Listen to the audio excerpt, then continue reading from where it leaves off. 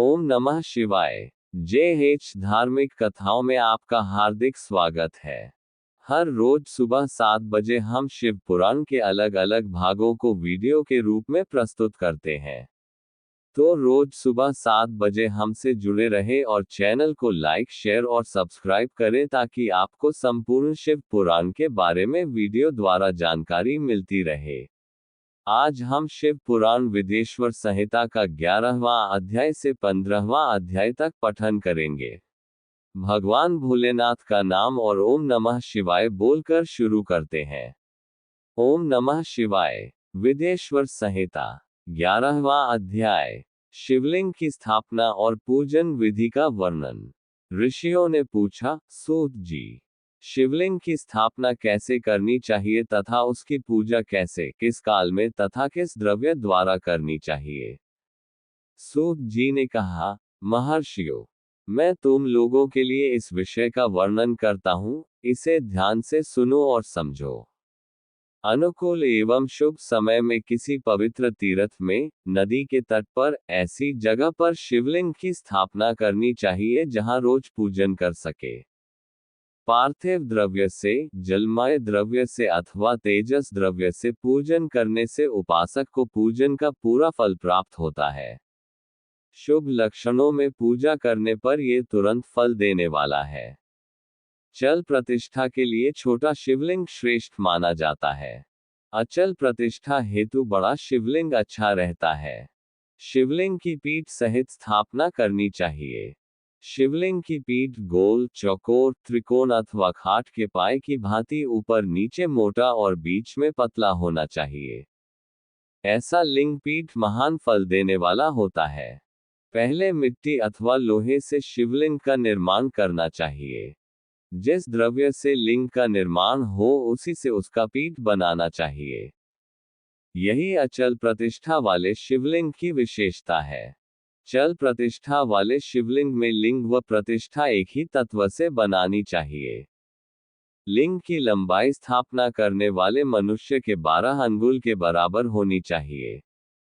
इससे कम होने पर फल भी कम प्राप्त होता है, परंतु 12 अंगुल से लंबाई अधिक भी हो सकती है। चल लिंग में लंबाई स्थापना करने वाले के 1 अंगुल के बराबर होनी चाहिए, उससे कम नहीं। यजमान को चाहिए कि पहले वह शिल्प शास्त्र के अनुसार देवालय बनवाए तथा उसमें सभी देवगणों की मूर्ति स्थापित करे। देवालय का गर्भगृह सुंदर, सुदृढ़ और स्वच्छ होना चाहिए। उसमें पूर्व और पश्चिम में 2 मुख्य द्वार हो। जहां शिवलिंग की स्थापना करनी हो उस स्थान के गर्त में नीलम, लाल वैदूर्य, श्याम, मरकत, मोती, मूंगा, गोमेद और हीरा इन 9 रत्नों को वैदिक मंत्रों के साथ छोड़े। 5 वैदिक मंत्रों द्वारा 5 स्थानों से पूजन करके अग्नि में आहुति दे और परिवार सहित मेरी पूजा करके आचार्य को धन से तथा भाई बंधुओं को मनचाही वस्तु से संतुष्ट करे। याचकों को सुवर्ण, गृह एवं भू संपत्ति तथा गाय आदि प्रदान करे। स्थावर जंगम सभी जीवों को यत्नपूर्वक संतुष्ट कर एक गड्ढे में सुवर्ण तथा 9 प्रकार के रत्न भरकर वैदिक मंत्रों का उच्चारण करके परम कल्याणकारी महादेव जी का ध्यान करें।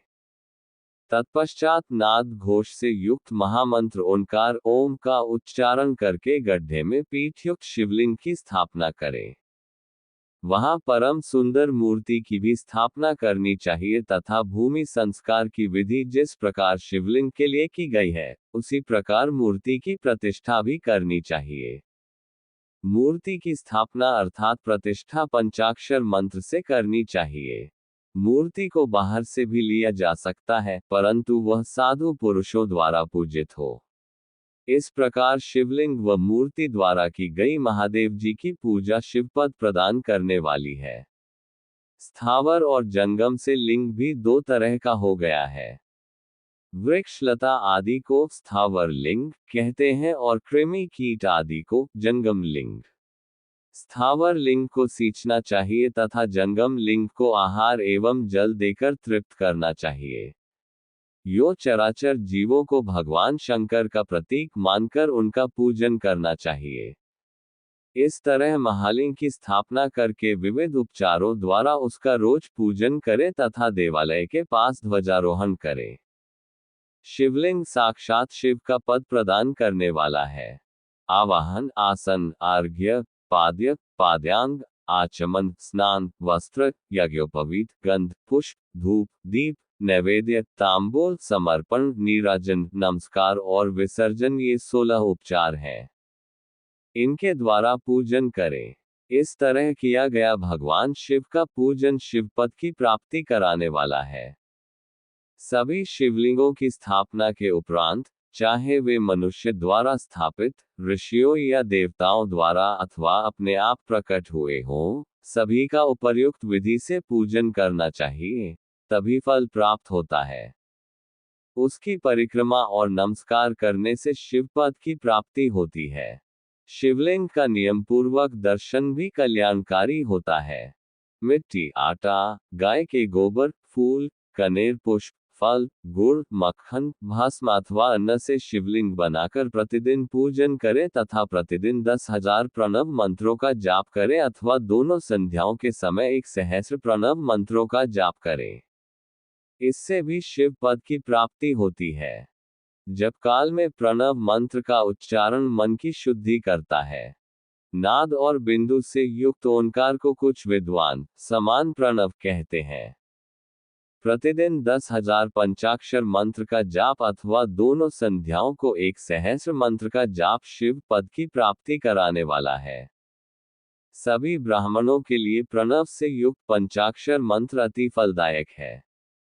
कलश से किया स्नान, मंत्र की दीक्षा, मातृकाओं का न्यास, सत्य से पवित्र अंतःकरण, ब्राह्मण तथा ज्ञानी गुरु सभी को उत्तम माना गया है। पंचाक्षर मंत्र का 5 करोड़ जाप करने से मनुष्य भगवान शिव के समान हो जाता है।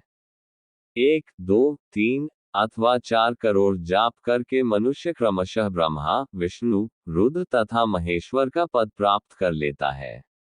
यदि 1000 दिनों तक प्रतिदिन 1 सहस्र जाप पंचाक्षर मंत्रों का किया जाए और प्रतिदिन ब्राह्मण को भोजन कराया जाए तो इससे अभीष्ट कार्य की सिद्धि होती है। ब्राह्मण को प्रतिदिन प्रातःकाल 1008 बार गायत्री मंत्र का जाप करना चाहिए क्योंकि गायत्री मंत्र शिव पद की प्राप्ति कराता है। वेद मंत्रों और वैदिक सूक्तियों का भी नियम से जाप करें।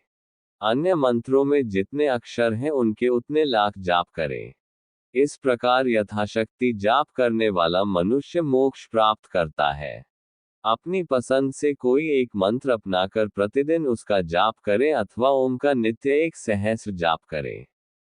ऐसा करने से संपूर्ण मनोरथों की सिद्धि होती है। जो मनुष्य भगवान शिव के लिए फुलवाड़ी या बगीचे लगाता है तथा शिव मंदिर में झाड़ने बुहारने का सेवा कार्य करता है, ऐसे शिवभक्त को पुण्यकर्म की प्राप्ति होती है। अंत समय में भगवान शिव उसे मोक्ष प्रदान करते हैं।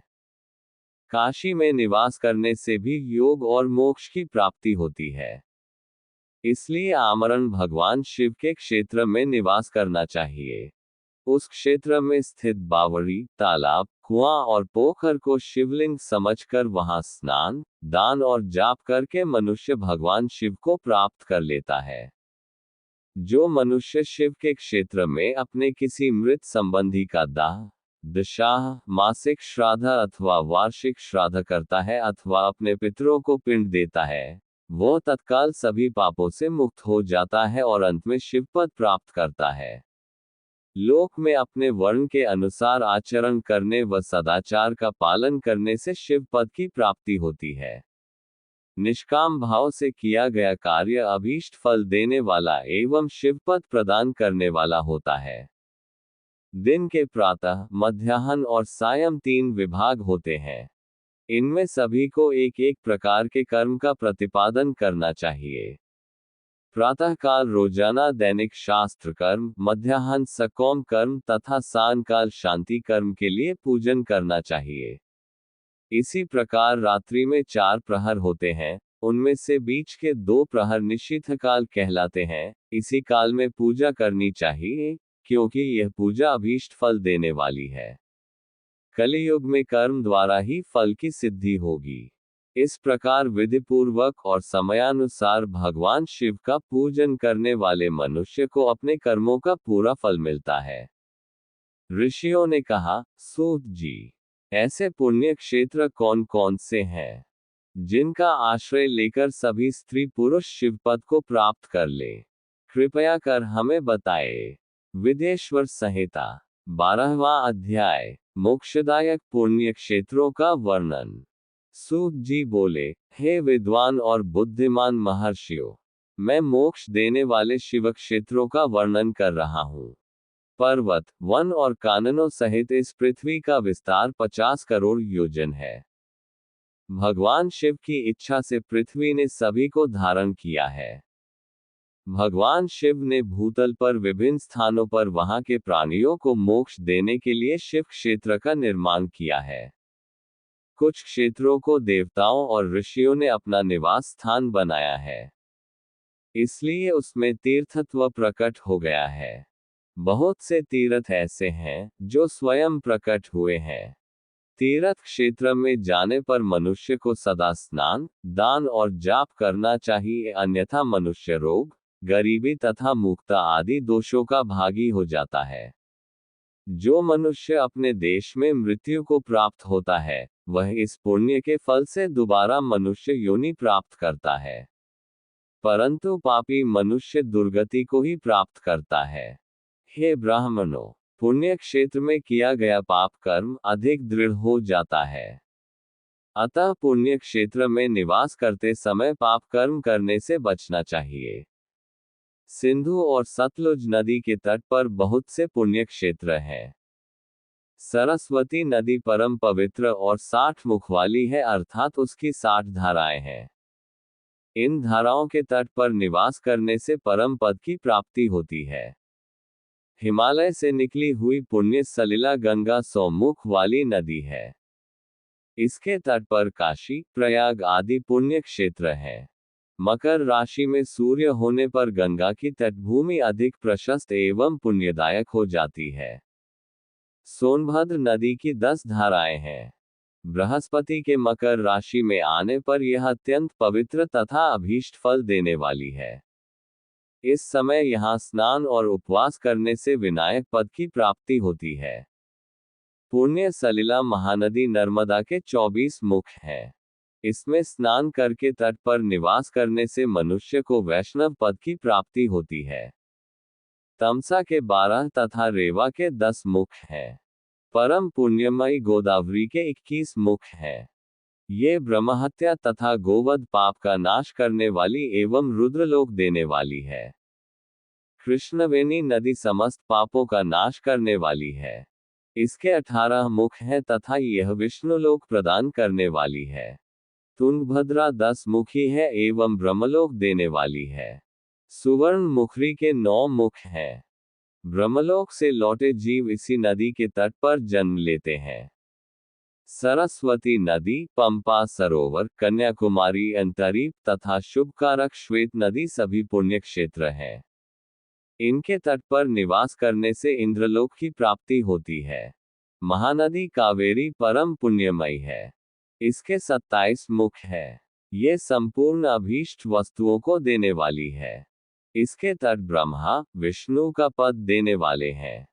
कावेरी के जो तट शैव क्षेत्र के अंतर्गत हैं, वे अभीष्ट फल तथा शिवलोक प्रदान करने वाले हैं।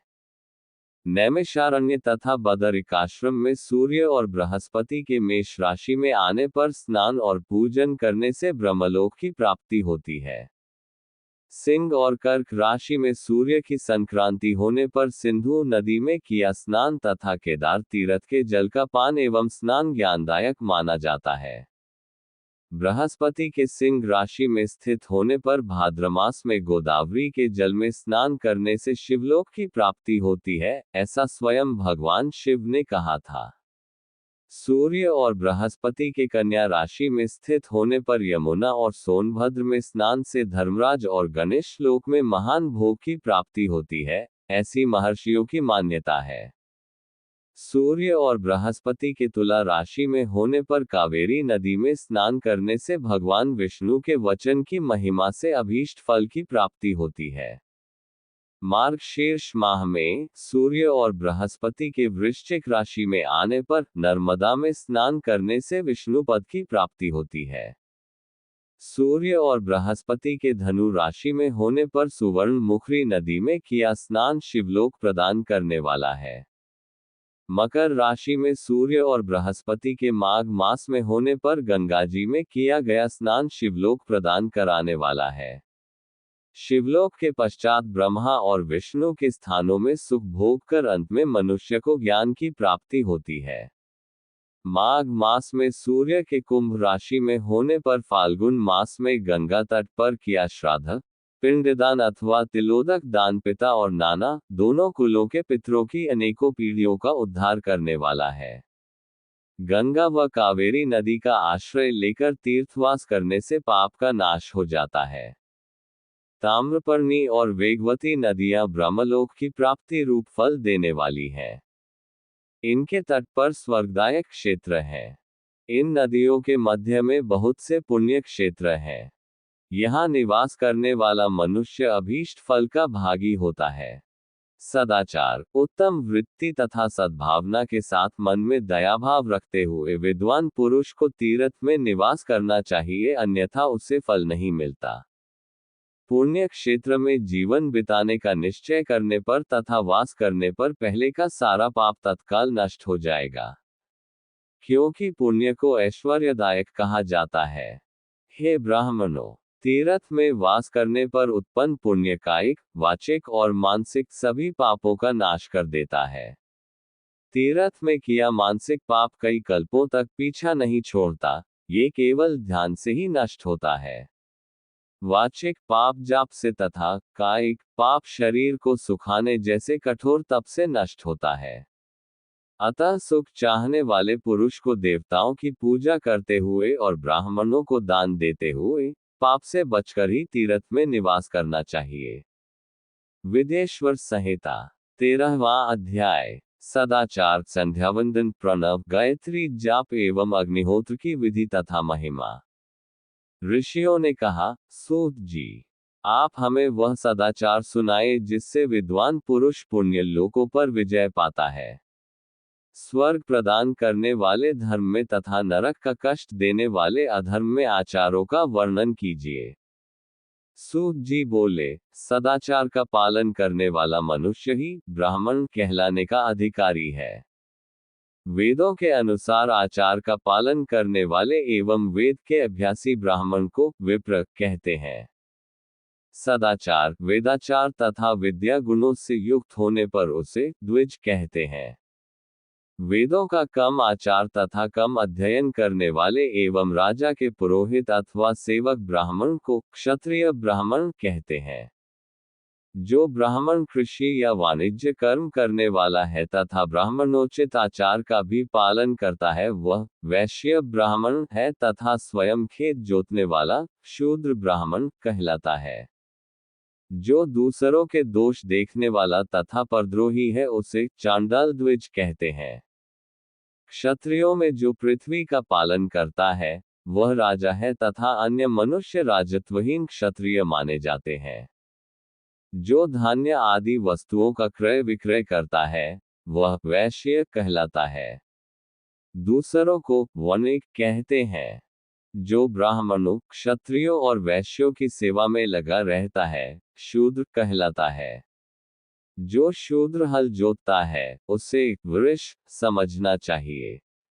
इन सभी वर्गों के मनुष्यों को चाहिए कि वे ब्रह्ममुहूर्त में उठकर पूर्व की ओर मुख करके देवताओं का, धर्म का, अर्थ का, उसकी प्राप्ति के लिए उठाए जाने वाले क्लेशों का तथा आय और व्यय का चिंतन करें। रात के अंतिम प्रहर के मध्य भाग में मनुष्य को उठकर मल मूत्र त्याग करना चाहिए। घर से बाहर शरीर को ढककर जाकर उत्तराभिमुख होकर मल मूत्र का त्याग करें। जल, अग्नि, ब्राह्मण तथा देवताओं का स्थान बचाकर बैठें। उठने पर उस ओर न देखें। हाथ पैरों की शुद्धि करके 8 बार कुल्ला करें। किसी वृक्ष के पत्ते से दातुन करें। दातुन करते समय तर्जनी अंगुली का उपयोग नहीं करें। तदंतर जल संबंधी देवताओं को नमस्कार कर मंत्र पाठ करते हुए जलाशय में स्नान करें। यदि कंठ तक या कमर तक पानी में खड़े होने की शक्ति न हो तो घुटने तक जल में खड़े होकर ऊपर जल छिड़क कर मंत्रोच्चारण करते हुए स्नान कर तर्पण करें।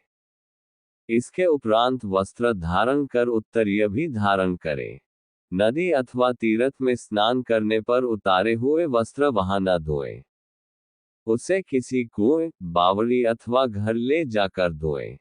कपड़ों को निचोड़ने से जो जल गिरता है वह एक श्रेणी के पितरों की तृप्ति के लिए होता है। इसके बाद जाबाली उपनिषद में बताए गए मंत्र से भस्म लेकर लगाएं। इस विधि का पालन करने से पूर्व यदि भस्म गिर जाए तो गिराने वाला मनुष्य नरक में जाता है। आपोहिष्ठा मंत्र से पाप शांति के लिए सिर पर जल छिड़ककर यस्य क्षयाय मंत्र पढ़कर पैर पर जल छिड़कें। आपोहिष्ठा में 3 ऋचाएं हैं। पहली ऋचा का पाठ कर पैर, मस्तक और हृदय में जल छिड़कें। दूसरी ऋचा का पाठ कर मस्तक, हृदय और पैर पर जल छिड़के तथा तीसरी ऋचा का पाठ करके हृदय, मस्तक और पैर पर जल छिड़कें। इस प्रकार के स्नान को मंत्र स्नान कहते हैं।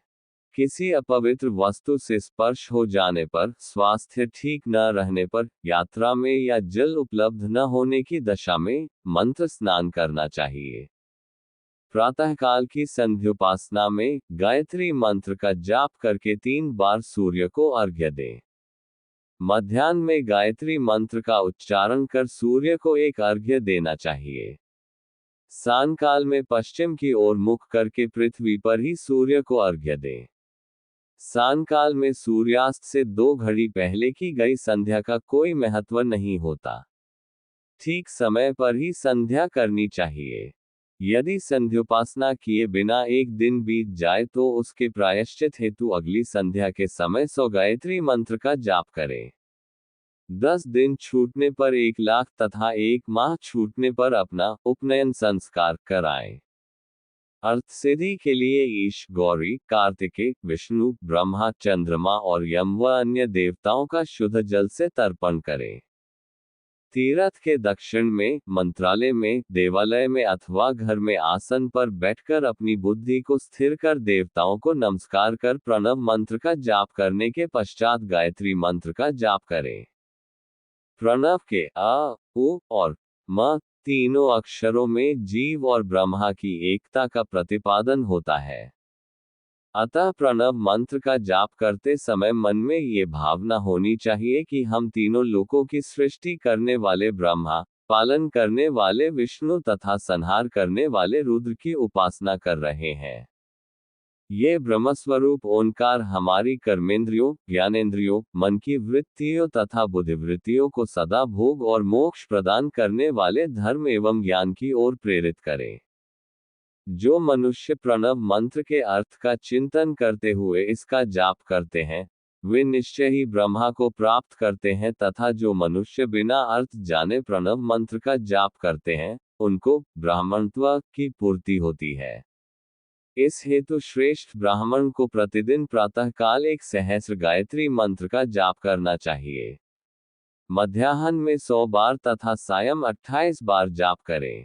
अन्य वर्णों के मनुष्यों को सामर्थ्य के अनुसार जाप करना चाहिए। हमारे शरीर के भीतर मूलाधार, स्वाधिष्ठान, मणिपुर, अनाहत, आज्ञा और सहस्रार नामक 6 चक्र हैं। इन चक्रों में क्रमशः विदेश्वर, ब्रह्मा, विष्णु, ईश, जीवात्मा और परमेश्वर स्थित हैं। सद्भावनापूर्वक श्वास के साथ सोहम का जाप करें। सहस्र बार किया गया जाप ब्रह्मलोक प्रदान करने वाला है। 100 बार किए जाप से इंद्र पद की प्राप्ति होती है। आत्मरक्षा के लिए जो मनुष्य अल्प मात्रा में इसका जाप करता है, वह ब्राह्मण कुल में जन्म लेता है। 12 लाख गायत्री का जाप करने वाला मनुष्य ब्राह्मण कहा जाता है। जिस ब्राह्मण ने 1 लाख गायत्री का भी जप न किया हो उसे वैदिक कार्यों में न लगाएं। यदि एक दिन उल्लंघन हो जाए तो अगले दिन उसके बदले में उतने अधिक मंत्रों का जाप करना चाहिए। ऐसा करने से दोषों की शांति होती है। धर्म से अर्थ की प्राप्ति होती है, अर्थ से भोग सुलभ होता है, भोग से वैराग्य की संभावना होती है। धर्म पूर्वक उपार्जित धन से भोग प्राप्त होता है, उससे भोगों के प्रति आसक्ति उत्पन्न होती है। मनुष्य धर्म से धन पाता है एवं तपस्याओं से दिव्य रूप प्राप्त करता है। कामनाओं का त्याग करने से अंतःकरण की शुद्धि होती है, उस शुद्धि से ज्ञान का उदय होता है। सत्ययुग में तप को तथा कलियुग में दान को धर्म का अच्छा साधन माना गया है। सत्ययुग में ध्यान से, त्रेता में तपस्या से और द्वापर में यज्ञ करने से ज्ञान की सिद्धि होती है। परंतु कलियुग में प्रतिमा की पूजा से ज्ञान लाभ होता है। अधर्म हिंसात्मक और दुख देने वाला है। धर्म से सुख व अभ्युदय की प्राप्ति होती है। दुराचार से दुख तथा सदाचार से सुख मिलता है। अतः भोग और मोक्ष की सिद्धि के लिए धर्म का उपार्जन करना चाहिए। किसी ब्राह्मण को 100 वर्ष के जीवन निर्वाह की सामग्री देने पर ही ब्रह्मलोक की प्राप्ति होती है। एक सहस्र चांद्रायण व्रत का अनुष्ठान ब्रह्मलोकदायक माना जाता है। दान देने वाला पुरुष जिस देवता को सामने रखकर दान करता है, अर्थात जिस देवता को वह दान द्वारा प्रसन्न करना चाहता है, उसी देवता का लोक उसे प्राप्त होता है। धनहीन पुरुष तपस्या कर अक्षय सुख को प्राप्त कर सकते हैं। ब्राह्मण को दान ग्रहण कर तथा यज्ञ करके धन का अर्जन करना चाहिए। क्षत्रिय बाहुबल से तथा वैश्य कृषि एवं गोरक्षा से धन का उपार्जन करे। इस प्रकार न्याय से उपार्जित धन को दान करने से दाता को ज्ञान की सिद्धि प्राप्त होती है एवं ज्ञान से ही मोक्ष की प्राप्ति सुलभ होती है। गृहस्थ मनुष्य को धन धान्य आदि सभी वस्तुओं का दान करना चाहिए। जिसके अन्न को खाकर मनुष्य कथा श्रवण तथा सत्कर्म का पालन करता है तो उसका आधा फल दाता को मिलता है। दान लेने वाले मनुष्य को दान में प्राप्त वस्तु का दान तथा तपस्या द्वारा पाप की शुद्धि करनी चाहिए। उसे अपने धन के 3 भाग करने चाहिए, एक धर्म के लिए, दूसरा वृद्धि के लिए एवं तीसरा उपभोग के लिए। धर्म के लिए रखे धन से नित्य, नैमित्तिक और इच्छित कार्य करें। वृद्धि के लिए रखे धन से ऐसा व्यापार करें जिससे धन की प्राप्ति हो तथा उपभोग के धन से पवित्र भोग भोगें। खेती से प्राप्त धन का 10वां भाग दान कर दें, इससे पाप की शुद्धि होती है। वृद्धि के लिए किए गए व्यापार से प्राप्त धन का 6ठा भाग दान देना चाहिए। विद्वान को चाहिए कि वह दूसरों के दोषों का बखान न करे। ब्राह्मण भी दोषवश दूसरों के सुने या देखे हुए छिद्र को कभी प्रकट न करे।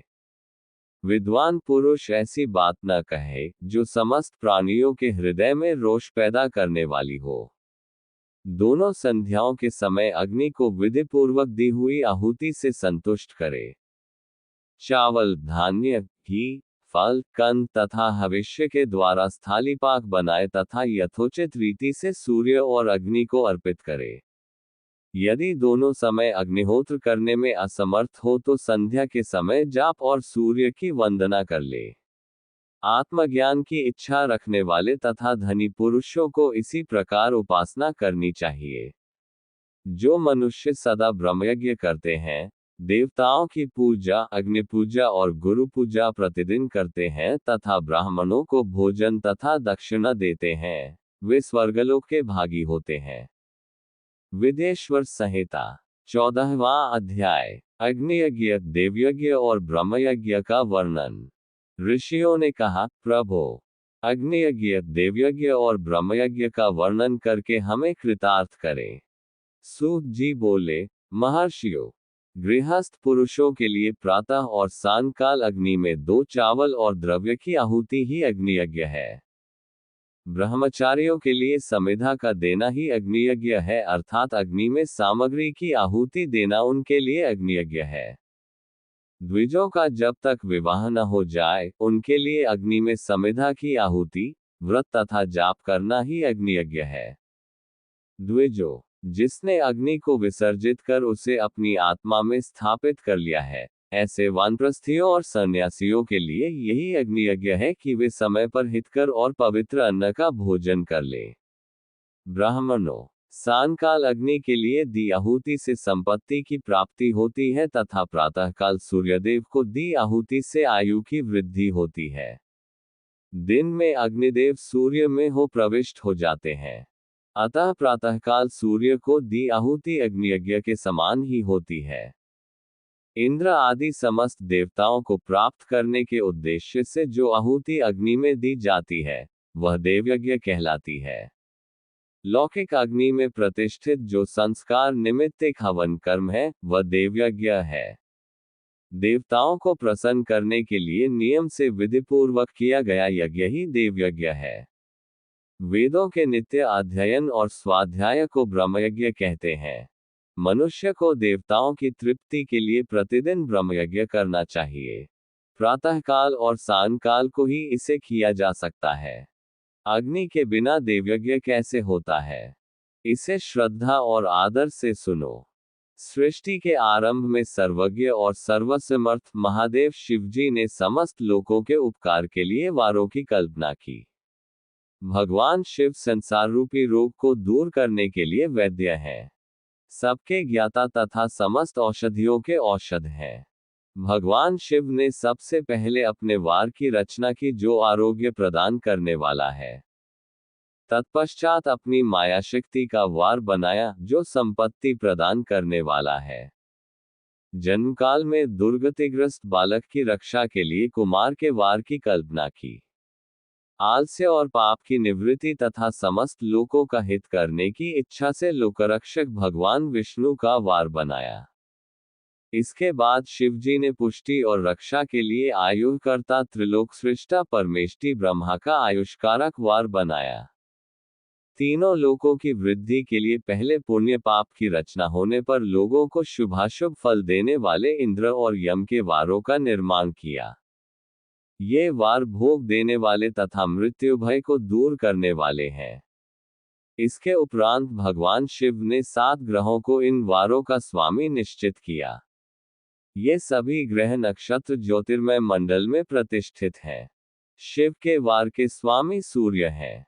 शक्ति संबंधी वार के स्वामी सोम, कुमार संबंधी वार के अधिपति मंगल, विष्णुवार के स्वामी बुध, ब्रह्माजी के वार के स्वामी बृहस्पति, इंद्रवार के स्वामी शुक्र व यमवार के स्वामी शनि है। अपने अपने वार में की गई देवताओं की पूजा उनके फलों को देने वाली है। सूर्य आरोग्य और चंद्रमा संपत्ति के दाता है। बुध व्याधियों के निवारक तथा बुद्धि प्रदाता है। बृहस्पति आयु की वृद्धि करते हैं। शुक्र भोग देते हैं और शनि मृत्यु का निवारण करते हैं। इन 7 वारों के फल उनके देवताओं के पूजन से प्राप्त होते हैं। अन्य देवताओं की पूजा का फल भी भगवान शिव ही देते हैं। देवताओं की प्रसन्नता के लिए पूजा की 5 पद्धतियां हैं। पहले उन देवताओं के मंत्रों का जाप, दूसरा होम, तीसरा दान, चौथा तप तथा 5वां वेदी पर प्रतिमा में अग्नि अथवा ब्राह्मण के शरीर में विशिष्ट देव की भावना करके 16 उपचारों से पूजा तथा आराधना करना। दोनों नेत्रों तथा मस्तक के रोग में और कुष्ठ रोग की शांति के लिए भगवान सूर्य की पूजा करके ब्राह्मणों को भोजन कराएं। इससे यदि प्रबल प्रारब्ध का निर्माण हो जाए तो जरा एवं रोगों का नाश हो जाता है। इष्टदेव के नाम मंत्रों का जाप वार के अनुसार फल देते हैं। रविवार को सूर्य देव व अन्य देवताओं के लिए तथा अन्य ब्राह्मणों के लिए विशिष्ट वस्तु अर्पित करें। ये साधन विशिष्ट फल देने वाला होता है तथा इसके द्वारा पापों की शांति होती है। सोमवार को संपत्ति व लक्ष्मी की प्राप्ति के लिए लक्ष्मी की पूजा करें तथा पत्नी के साथ ब्राह्मणों को घी में पका अन्न भोजन कराएं। मंगलवार को रोगों की शांति के लिए काली की पूजा करें। उड़द, मूंग एवं अरहर की दाल से युक्त अन्न का भोजन ब्राह्मणों को कराएं। बुधवार को दधियुक्त अन्न से भगवान विष्णु का पूजन करें। ऐसा करने से पुत्र मित्र की प्राप्ति होती है। जो दीर्घायु होने की इच्छा रखते हैं, वे बृहस्पतिवार को देवताओं का वस्त्र, यज्ञोपवीत तथा घी मिश्रित खीर से पूजन करें। भोगों की प्राप्ति के लिए शुक्रवार को एकाग्रचित होकर देवताओं का पूजन करें और ब्राह्मणों की तृप्ति के लिए शक्ति युक्त अन्न दें। स्त्रियों की प्रसन्नता के लिए सुंदर वस्त्र का विधान करें। शनिवार अपमृत्यु का निवारण करने वाला है। इस दिन रुद्र की पूजा करें। तिल के होम व दान से देवताओं को संतुष्ट करके ब्राह्मणों को तिल मिश्रित भोजन कराएं। इस तरह से देवताओं की पूजा करने से आरोग्य एवं उत्तम फल की प्राप्ति होगी। देवताओं के नित्य विशेष पूजन, स्नान, दान, जाप, होम तथा ब्राह्मण तर्पण एवं रवि आदि वारों में विशेष तिथि और नक्षत्रों का योग प्राप्त होने पर विभिन्न देवताओं के पूजन में जगदीश्वर भगवान शिव ही उन देवताओं के रूप में पूजित होकर सब लोगों को आरोग्य फल प्रदान करते हैं। देश, काल, पात्र, द्रव्य, श्रद्धा एवं लोक के अनुसार उनका ध्यान रखते हुए महादेव जी आराधना करने वालों को आरोग्य दी फल देते हैं।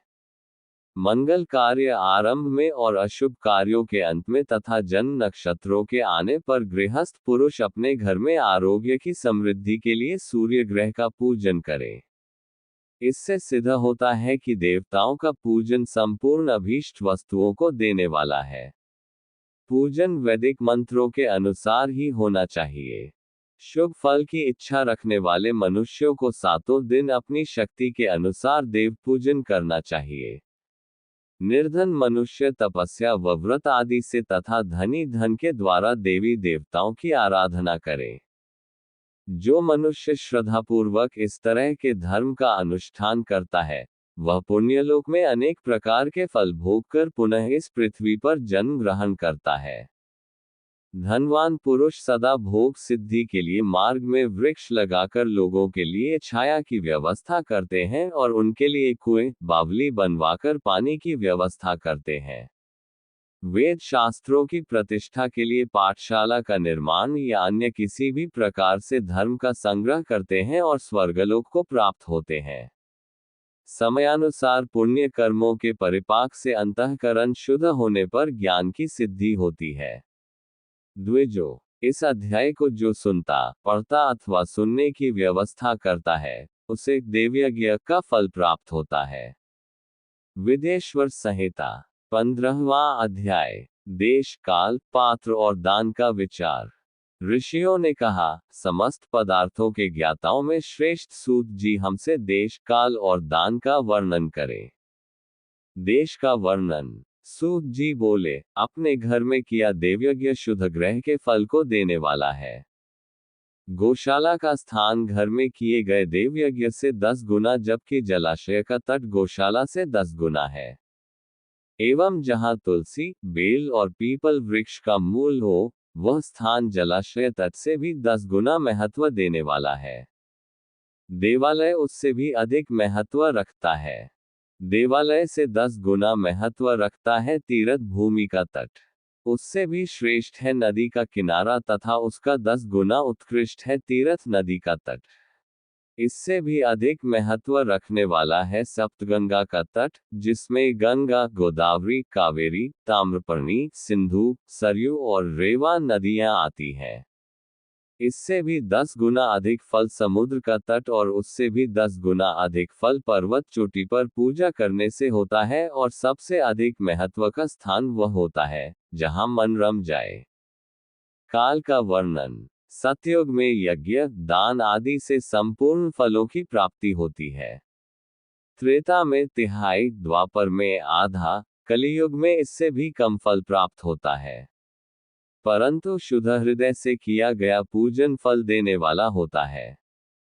इससे 10 गुना फल सूर्य संक्रांति के दिन, उससे 10 गुना अधिक फल तुला और मेष की संक्रांति में तथा चंद्र ग्रहण में उससे भी 10 गुना फल मिलता है। सूर्य ग्रहण में उससे भी 10 गुना अधिक फल प्राप्त होता है। महापुरुषों के साथ में वह काल करोड़ों सूर्य ग्रहण के समान पावन है, ऐसा ज्ञानी पुरुष मानते हैं। पात्र वर्णन। तपोनिष्ठ योगी और ज्ञाननिष्ठ योगी पूजा के पात्र होते हैं। क्योंकि ये पापों के नाश के कारण होते हैं। जिस ब्राह्मण ने 24 लाख गायत्री का जाप कर लिया हो वह भी पूजा का पात्र है। वह संपूर्ण काल और भोग का दाता है। गायत्री के जाप से शुद्ध हुआ ब्राह्मण पर पवित्र है। इसलिए दान, जाप, होम और पूजा सभी कर्मों के लिए वही शुद्ध पात्र है।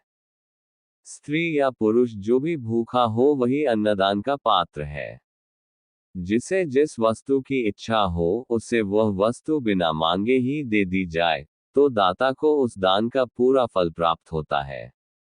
याचना करने के बाद दिया गया दान आधा ही फल देता है।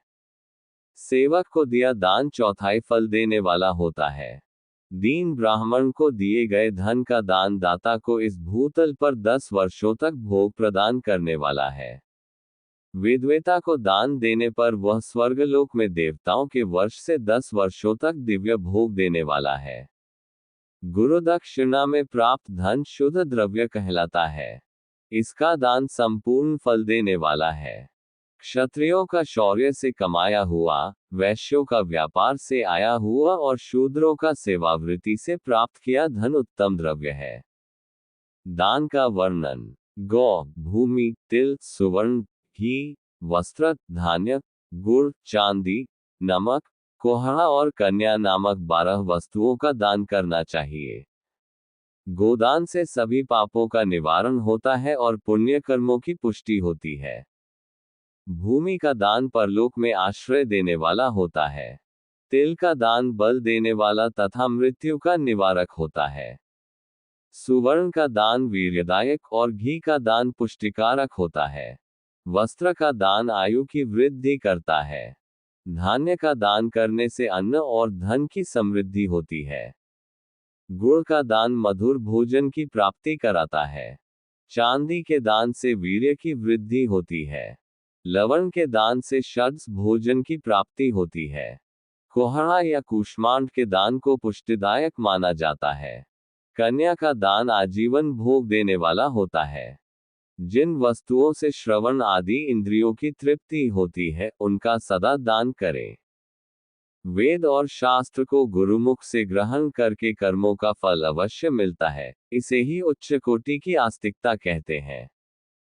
भाई बंधु अथवा राजा के भय से जो आस्तिकता होती है वह निम्न श्रेणी की होती है। जिस मनुष्य के पास धन का अभाव है वह वाणी और कर्म द्वारा ही पूजन करे।